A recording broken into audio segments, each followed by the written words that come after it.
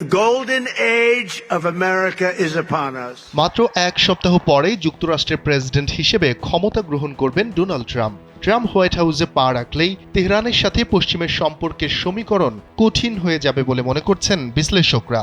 এ বিষয়ে একটি প্রতিবেদন প্রকাশ করেছে কাতার ভিত্তিক সংবাদ মাধ্যম আল জাজিরা।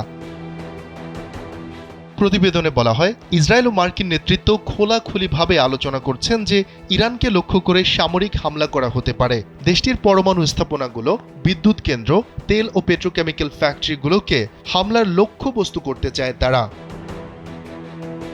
তবে এমন হুমকির মধ্যেও ইরানের শাসক গোষ্ঠী, বিশেষ করে সর্বোচ্চ ধর্মীয় নেতা আয়াতুল্লাহ আলী খামেনি এখনও অনড় অবস্থানে রয়েছেন।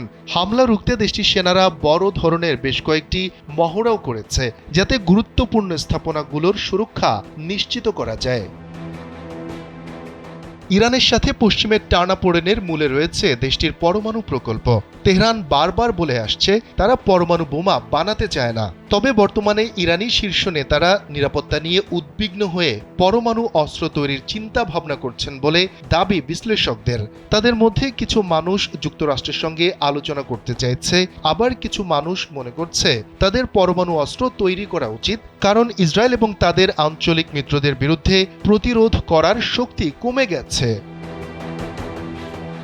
ইরান এখন কঠিন অর্থনৈতিক অবস্থায় রয়েছে। দেশটির মুদ্রার মান কমেছে, মূল্যস্ফীতি বেড়েছে এবং তেলের দাম কমে যাওয়ার কারণে জ্বালানি সংকট তৈরি হয়েছে। এই অবস্থায় ইরানের সরকার পশ্চিমের সঙ্গে আলোচনা শুরু করতে চাচ্ছে, যাতে কিছু নিষেধাজ্ঞা তুলে নেওয়া যায় এবং পরমাণু কর্মসূচি নিয়ন্ত্রণে আনা যায়।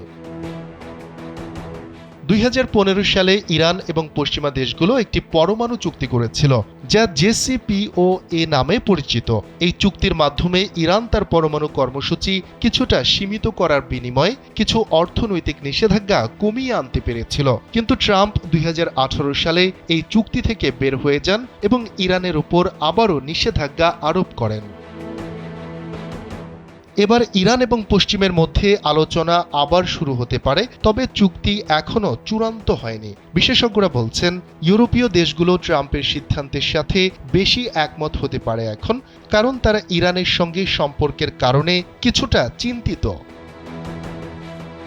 এছাড়া 2025 সালের অক্টোবরের মধ্যে একটি গুরুত্বপূর্ণ সময়সীমা আসবে, যখন পশ্চিম আবার ইরানের বিরুদ্ধে নিষেধাজ্ঞা আরোপ করতে পারবে। তখন ইরান এবং পশ্চিমের মধ্যে আরও উত্তেজনা তৈরি হতে পারে। এত সব ঘটনার মধ্যে ইরান কিছু সময় অপেক্ষা করছে এবং পরিস্থিতি বোঝার চেষ্টা করছে। তবে ট্রাম্প যদি খুব কঠোর পদক্ষেপ গ্রহণ করেন, তাহলে ইরান তার পরমাণু কর্মসূচি আরও বাড়াতে পারে। কিন্তু যদি যুক্তরাষ্ট্র কূটনৈতিক উপায়ে সমস্যা সমাধানের চেষ্টা করে, তাহলে ইরান কিছুটা শান্ত হতে পারে বলে মনে করছেন বিশ্লেষকরা। শফিকুল ইসলাম শান্ত, কালবেলা।